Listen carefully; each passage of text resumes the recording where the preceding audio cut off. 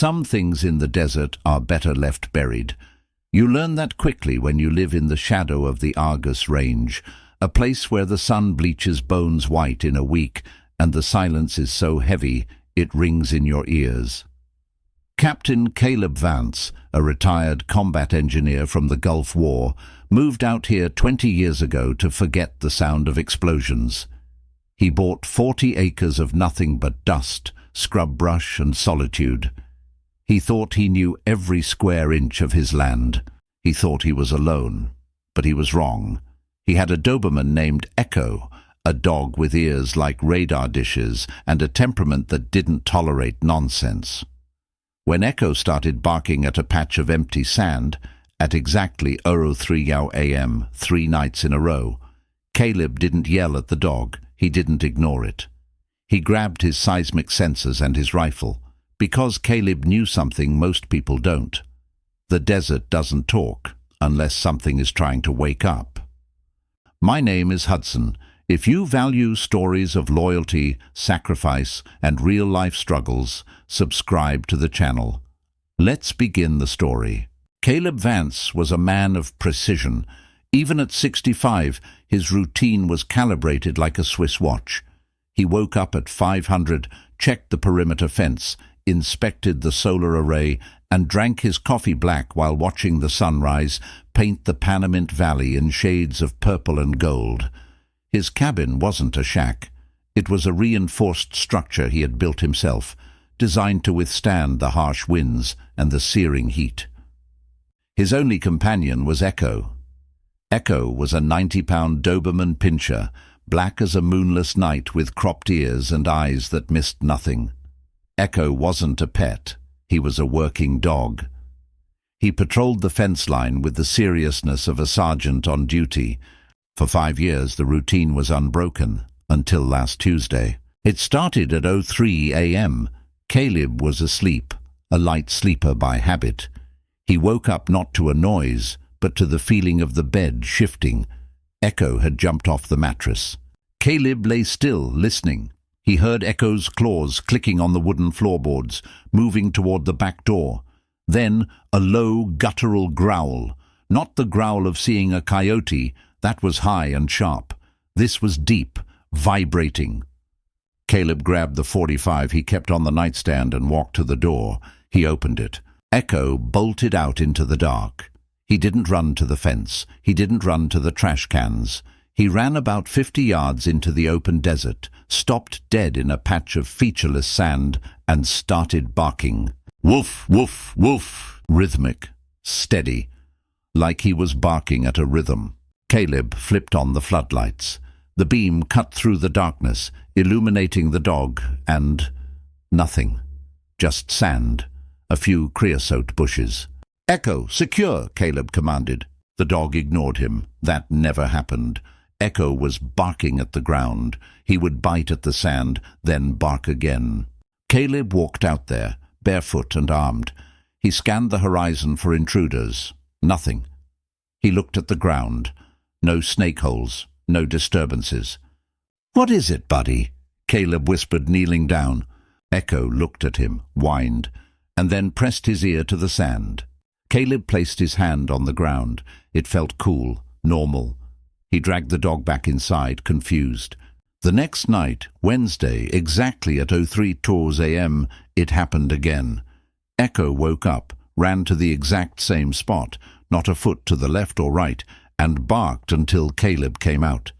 This time Caleb brought a shovel. He dug a small test hole, maybe 2 feet deep. He found nothing but hard-packed caliche clay and rocks. "You're chasing ghosts, Echo," Caleb grumbled, filling the hole back up. But on the third night, Thursday, things changed. It was 02:55 a.m. Caleb was already awake, sitting on the porch with a cup of water, waiting. He wanted to see what was triggering the dog.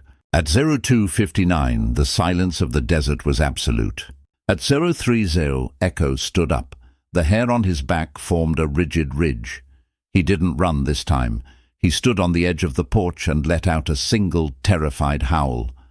And then Caleb felt it. It wasn't a sound. It was a vibration, a hum. It was so low frequency that he felt it in his teeth before he heard it. It was coming from the ground beneath his feet. Caleb looked at his coffee cup on the railing. The water inside was rippling, perfectly concentric circles pulsing in time with a rhythm. Thump, thump, thump. It sounded like a heartbeat, a massive mechanical heartbeat. Caleb didn't panic. He went into engineer mode. He went to his workshop and grabbed a stethoscope, an old mechanic's tool for listening to engine blocks. He ran out to the spot where Echo had been barking for 2 nights. He ignored the scorpions and the cold. He lay flat on his stomach in the dirt and pressed the diaphragm of the stethoscope against the earth. He closed his eyes and listened. What he heard made his blood run cold. It wasn't nature. It wasn't an earthquake. It was the sound of heavy machinery, hydraulics hissing, massive gears grinding against rust, and deeper, fainter, the sound of air circulation fans spinning up. Something massive was waking up under his property. Caleb stood up, dusting off his jeans. He looked at Echo. Good boy. He ran back to the house. He needed answers. He pulled out the topographical maps of the area, maps from the Bureau of Land Management. According to the government, his land was Grade C scrubland, no mines, no aquifers. But Caleb knew that during the 1950s, the military had used this part of Nevada for things that didn't appear on maps: listening posts, fallout bunkers, relay stations for the early warning systems. He went to his safe and pulled out his ground-penetrating radar unit, a handheld device he used for prospecting gold as a hobby. He went back to the spot. He swept the area. The screen glowed green. Depth, 10 feet. Material, soil. Depth, 15 feet. Material, reinforced concrete. Depth, 20 feet. Material, lead shielding. There was a structure down there, and judging by the size of the anomaly on the screen, it wasn't just a bunker. It was a complex. And the machinery he heard? It was trying to open something. Caleb realized why Echo was barking. The hydraulic pressure was venting small puffs of old, stale air through cracks in the soil. The dog was smelling air that had been trapped underground for 50 years. Caleb was about to go back inside to get his heavy tools when he saw it. Headlights, far out on the horizon, on the public access road that hadn't seen a car in 6 months. 3 sets of lights. They were moving fast, kicking up dust, and they had turned off their high beams as they approached his property line. They weren't coming to visit.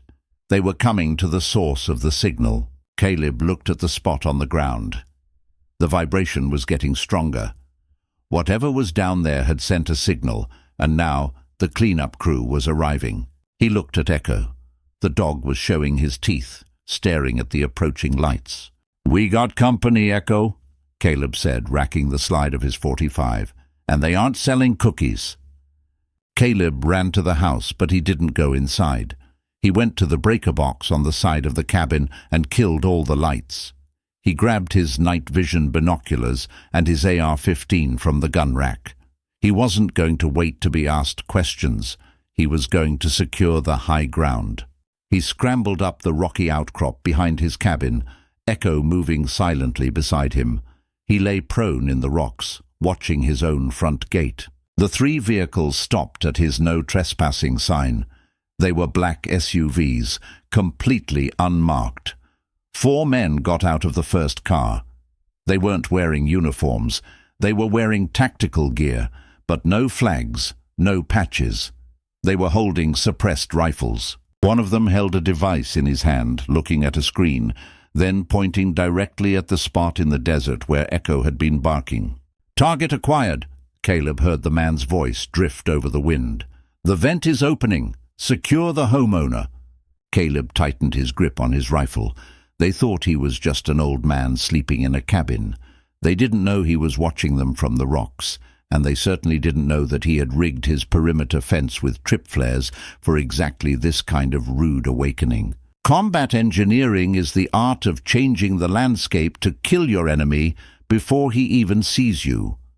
Caleb Vance lay prone on the ridge, the shale digging into his elbows, watching the 4 men move toward his cabin with the synchronized fluidity of a wolf pack. They moved in a diamond formation, weapons raised, scanning his windows with night vision goggles. They were good. They avoided the gravel path to silence their footsteps. They checked the corners. But they made one fatal assumption. They assumed the threat was inside the house. Beside Caleb, Echo let out a breath that was almost a whine, his body vibrating with the tension of the hunt. Caleb placed a hand on the Doberman's shoulder. "Wait," he mouthed. The vibration from the ground, that mechanical heartbeat, was getting violent. It wasn't just rippling the water in a cup anymore, it was shaking the loose rocks on the hillside. Thump, thump, thump. It was the sound of a massive ventilation system forcing air into a space that had been vacuum-sealed for decades. The leader of the tactical team signaled. 2 men broke off to breach the front door of the cabin. The other 2 moved toward the spot in the desert where Echo had been barking, the epicenter of the hum. Caleb adjusted the elevation on his scope. He didn't want to kill them. Not yet. Dead men can't answer questions, and Caleb had a lot of questions. He aimed for a small, innocent-looking pile of brush near the corner of the cabin, the exact spot the breach team was passing. Buried underneath was a magnesium trip flare, rigged to a tension wire. The point man's boot caught the wire. FZZT. The flare ignited with the brightness of a welding torch, burning at 4,000 degrees. For men wearing light-amplifying night vision goggles, that flash wasn't just bright, it was blinding. It was like staring into the sun with binoculars. The 2 men by the cabin screamed, ripping the goggles off their faces, stumbling back, completely disoriented. "Ambush! Right flank!" the leader shouted, spinning around, trying to find a target in the dazzling afterimage of the flare. Caleb didn't fire his rifle. He whistled, a sharp, piercing sound that echoed off the canyon walls. Echo out. The Doberman launched himself from the rocks. He didn't bark. He didn't growl. He hit the desert floor like a missile, covering the distance to the confused men in seconds. He wasn't going for the kill. He was going for the weapon arm. He hit the leader, his jaws clamping onto the forearm holding the rifle. The man shouted, dropping the weapon as the force of the 90-pound dog drove him into the sand. "Don't move!" Caleb bellowed from the ridge, his voice amplified by the canyon acoustics. "Drop the weapons or the next shot goes through your helmet." The 3 standing men froze. They were blinded. One of their team was pinned by a demon of a dog, and they had a sniper in the rocks. They did the math. They dropped their rifles. "Call the dog off!" the leader yelled, pinned under Echo's weight. "We aren't here for you, Vance." Caleb kept his rifle trained on them. He stood up slowly, making his way down the rocky slope, keeping his silhouette broken against the terrain. "You trespass on my land, cut my lock, and aim weapons at my house. Seems like you're here for me." "The anomaly!" the man shouted, pointing with his free hand toward the spot in the desert. "We're here for the anomaly. It's waking up. We have to contain it." Caleb stopped. The ground beneath his feet gave a sudden, sickening lurch. It felt like the earth was turning to liquid. "Echo! Heel!" Caleb commanded. The dog released the man instantly and trotted back to Caleb's side, though he kept his eyes fixed on the intruders, his teeth bared. "Look!" one of the mercenaries shouted.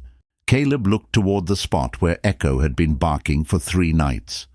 The sand wasn't just vibrating anymore. It was swirling, draining away as if a plug had been pulled in a bathtub. A sinkhole was forming, rapidly expanding. But it wasn't a natural sinkhole. As the sand fell away, it revealed metal. A massive, circular iris, like the aperture of a camera lens but 20 feet wide, was grinding open. The screech of metal on metal was deafening, a sound of rust and agony. The hum became a roar of rushing air, A plume of dust and stale cold air blasted out of the opening, smelling of ozone and old electricity. Caleb stared. He had lived here for 20 years. He had walked over that spot 1,000 times, and the whole time he had been walking on top of a missile silo door, or something like it. "What is that?" Caleb yelled over the roar of the air. "Site 4, the mercenary leader said, clutching his bleeding arm as he stood up. Project Looking Glass. It was supposed to be decommissioned in '88, concrete filled. "It doesn't look filled to me," Caleb said grimly. "It activated itself," the mercenary said, looking terrified. "The seismic sensors in Vegas picked up the heartbeat 3 days ago. Someone turned it on from the inside." Caleb felt a chill that had nothing to do with the desert night. "Inside? It's a bunker. Who's inside?" "Not who," the mercenary whispered. "What?" Before Caleb could ask what that meant, the iris fully opened. A dark, gaping maw stared up at the stars. And then the sound changed. The mechanical hum stopped. Silence returned to the desert. But then a light flickered on deep down in the shaft. Red, then amber, then a steady, pulsating white emergency strobe. And then came the sound. It wasn't machinery. It was a siren, an old mechanical air raid siren wailing from the bowels of the earth. But underneath the siren, there was another sound echoing up the concrete tube. Thump, thump, thump. Heavy, rhythmic, getting louder. Something was climbing up the service ladder. "Perimeter!" the mercenary leader screamed to his men. "Defensive positions, it's breaching!" The mercenaries forgot about Caleb. They forgot about the dog. They scrambled to form a semicircle around the hole, raising their weapons, shaking. They were terrified. Caleb stepped back, his mind racing. He saw the fear in their eyes. These weren't just cleanup crews. They were a containment team, and they looked like they expected to fail. "Echo," Caleb whispered. "Truck." He backed away toward his cabin, toward his truck parked around the side. He needed heavier firepower than a rifle. He needed distance. But as he moved, the first thing emerged from the hole. It wasn't a monster. It wasn't an alien.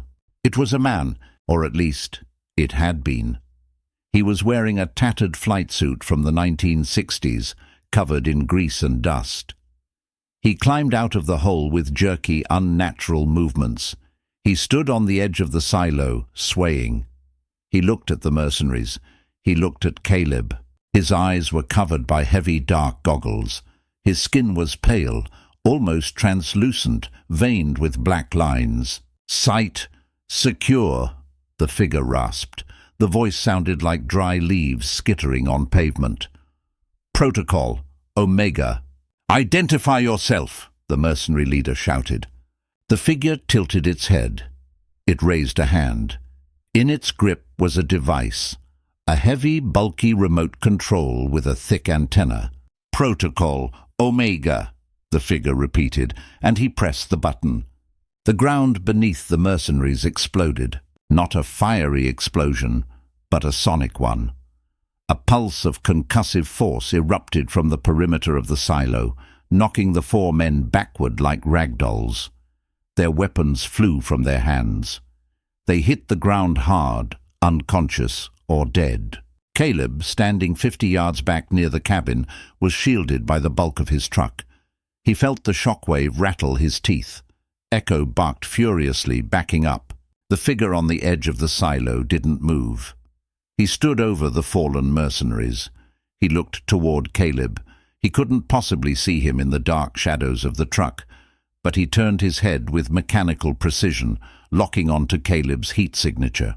Caleb raised his rifle. "Don't move!" The figure took a step toward him, then another.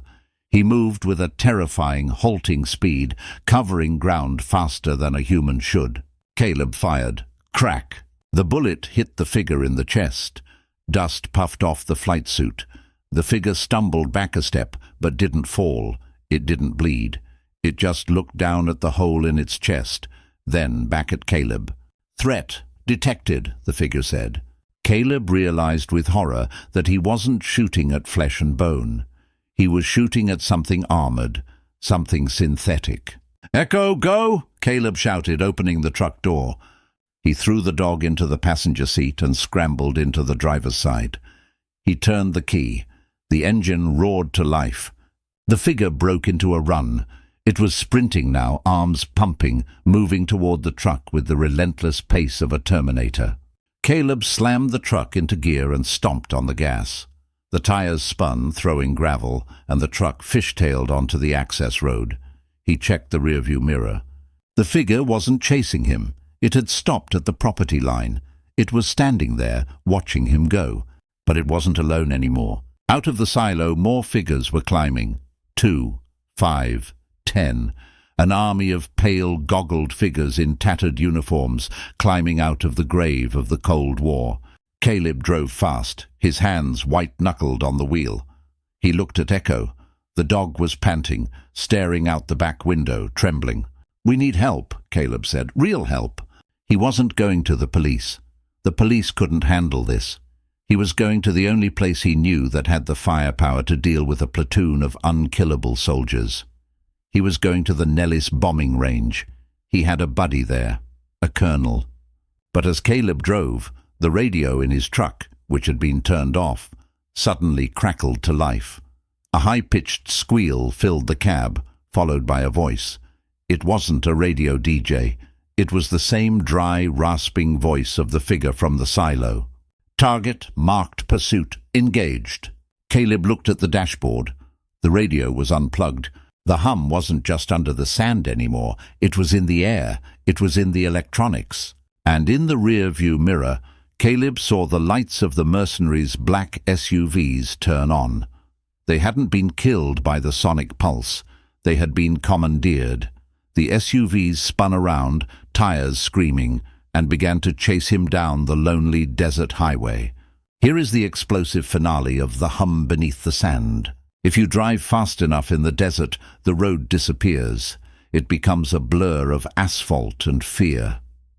Caleb Vance was doing 90 miles an hour in a 20-year-old truck, the suspension screaming with every bump.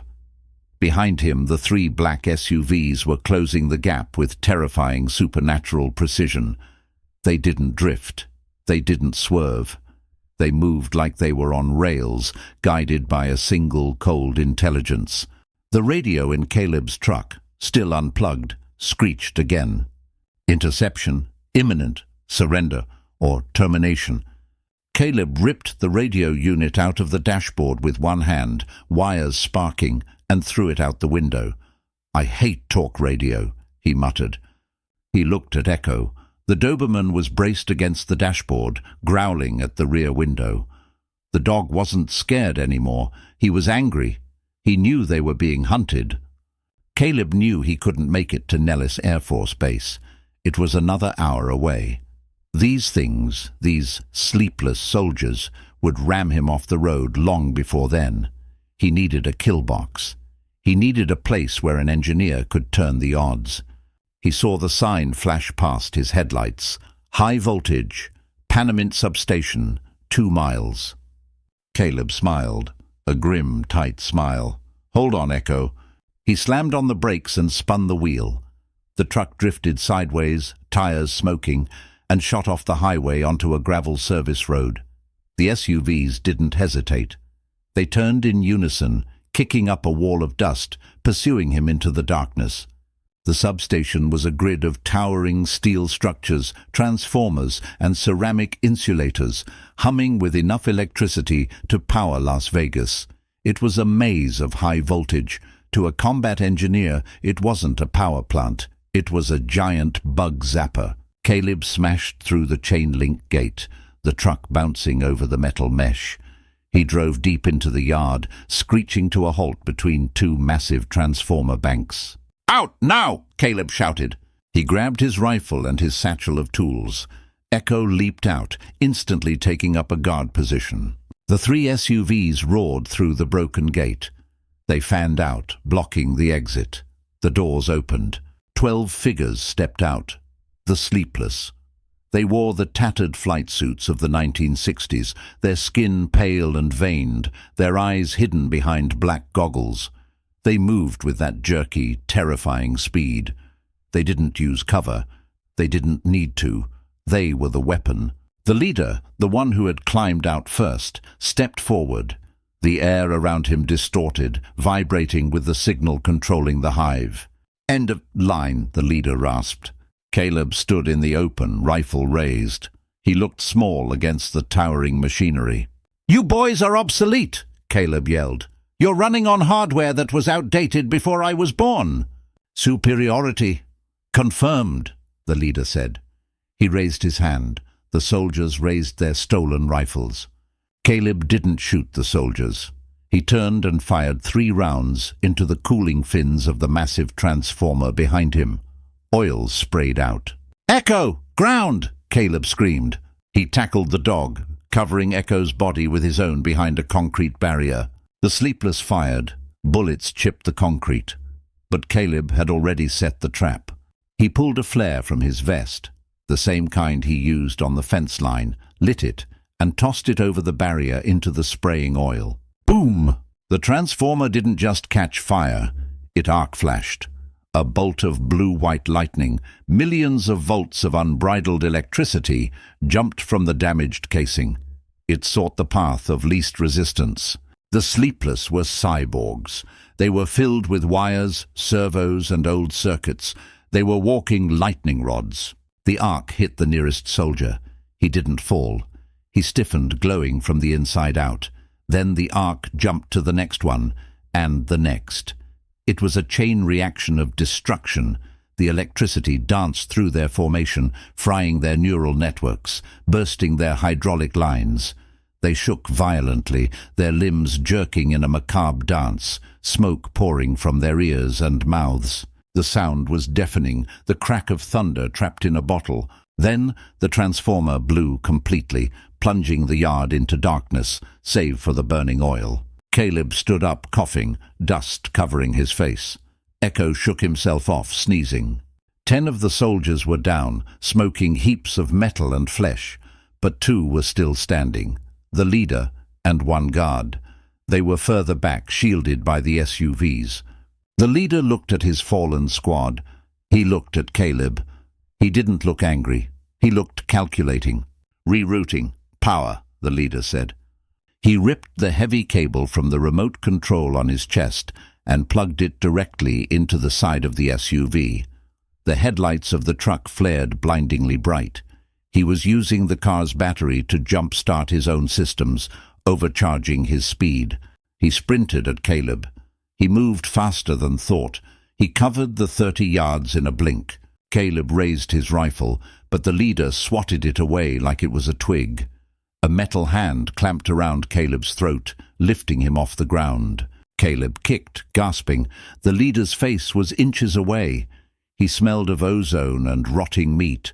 Behind the goggles, Caleb saw eyes that were nothing but red LEDs. "Protocol, Omega, complete," the leader droned. His grip tightened. Caleb's vision started to spot with black. But the leader had forgotten one variable. The variable that hears what men cannot. The variable that is loyal beyond logic. Echo. The Doberman didn't bark. He didn't attack the armored legs or the metal arms. Echo launched himself vertically, a 90-pound black missile. He went for the one vulnerable spot Caleb had targeted earlier. The connection cable, Echo's jaws clamped onto the thick bundle of wires connecting the leader to the SUV. He bit down and wrenched his head back with the force of a wolf breaking a spine. Snap! The cable tore free in a shower of sparks. The leader froze. His red eyes flickered. The power surge was cut. His system, already stressed by the EMP, couldn't handle the sudden drop in voltage. "Connection lost," the leader stuttered. Caleb, still held in the air, reached into his boot. He pulled out his combat knife. "Disconnection confirmed," Caleb choked out. He jammed the knife into the side of the leader's neck, twisting it into the bundle of servos and wires beneath the skin. The leader convulsed. The grip on Caleb's throat loosened. Caleb dropped to the ground, gasping. The cyborg fell backward, twitching once, twice, and then went still. The red light in his eyes faded to black. Silence returned to the desert. The only sound was the crackle of the burning transformer and the heavy panting of a Doberman. Caleb rubbed his bruised throat. He looked at Echo. The dog was sitting by the severed cable, looking at Caleb, his tail giving a single tentative thump. "Good boy," Caleb whispered, his voice raspy. "Damn good boy." The sun rose over the Panamint Valley, illuminating the wreckage. By noon, the black helicopters had arrived. Not the sleepless kind, but the real ones. United States Air Force. Colonel Rhodes, Caleb's old contact, walked through the carnage of the substation.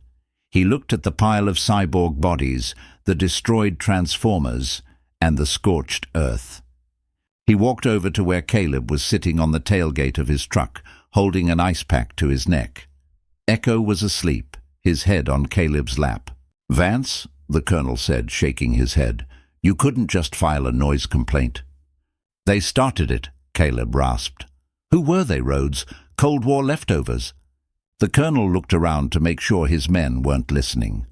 "Project Sleepless, 1962. Attempt to create soldiers who didn't need rest, didn't feel pain. It was shut down because they became unstable. They were supposed to be destroyed. Someone just buried them instead. I guess they woke up." "They were guarding something," Caleb said. "The silo, Site 4. "We're handling it," the colonel said, his tone final. "Concrete, lots of it, and this time we're welding the door shut." The colonel handed Caleb a clipboard. "Non-disclosure agreement. Standard procedure. You saw nothing. You heard nothing. A transformer blew, caused a fire. That's the story." Caleb took the clipboard. He looked at the colonel. "What about my land? My house?" "Your land is now a restricted zone," the colonel said. "Eminent domain. We'll cut you a check. A big one. Enough to buy a ranch in Montana. Somewhere quieter." Caleb signed the paper. He didn't care about the land anymore. The hum was gone, but the memory of those red eyes would stay. He stood up. Echo woke up, stretching, his muscles rippling under his black coat. "Come on, Echo," Caleb said. "Let's go find some place where the ground doesn't talk back." Caleb Vance drove away from the desert that afternoon. He bought a cabin in the mountains of Montana, miles from the nearest neighbor. He still wakes up at 500. He still checks the perimeter, and every night, before he goes to sleep, he puts a bowl of water on the floor. If it ripples, he moves. But mostly, he watches Echo, because Caleb knows now that when the dog barks at the dark, you don't ask questions, you just load the rifle. Thank you for staying with us until the end of this story. Stories like this exist to honor courage, loyalty, and the silent bonds that history often forgets.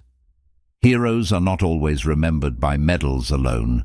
Sometimes they are remembered by the ones who never left their side. If this story moved you, consider subscribing to the channel. By subscribing, you help keep these stories alive and allow us to bring you more untold moments from the past. Your support, whether through a like, a comment, or a subscription, makes a real difference. It tells us these stories still matter. We invite you to explore the next stories on your screen, and if you believe these histories deserve to be remembered, join us. History lives on, as long as someone is willing to listen.